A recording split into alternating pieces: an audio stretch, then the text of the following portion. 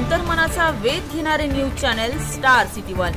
राज्यातील आणि देशातील राजकीय घडामोडी पाहण्यासाठी आणि इतरही बातम्या पाहण्यासाठी सबस्क्राइब करा स्टार सिटी वन।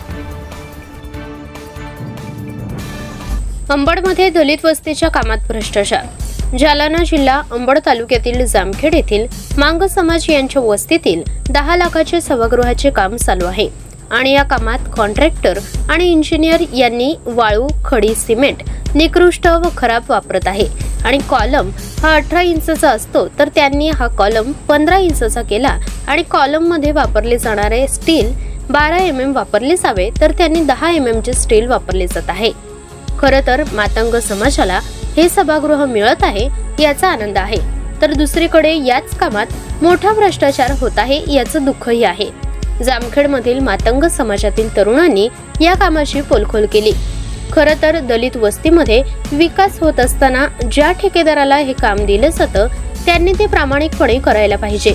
मात्र या सभागृहाच्या कामांमध्ये जे काही साहित्य वापरले जात आहे ते निकृष्ट दर्जाचं आणि कमी वापरले गेल्याचा नंतर भविष्यात या सभागृहामध्ये हे काही अडचणी आल्यास तर त्याचा जिम्मेदार कोण असा प्रश्न जनतेच्या मनामध्ये आहे।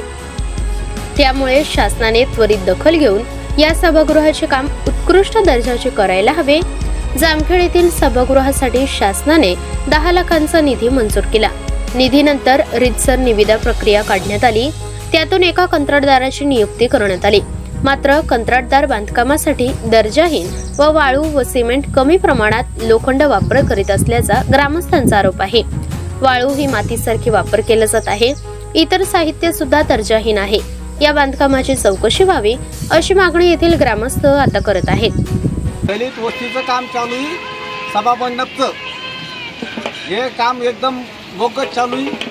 वड्याची वाळू, पैठणच्या वाळूचे ट्रॅक्टर आणून ठुलं, फक्त नावाला 6 ट्रॅक्टर वाळू वड्याची आणून ठुलेली।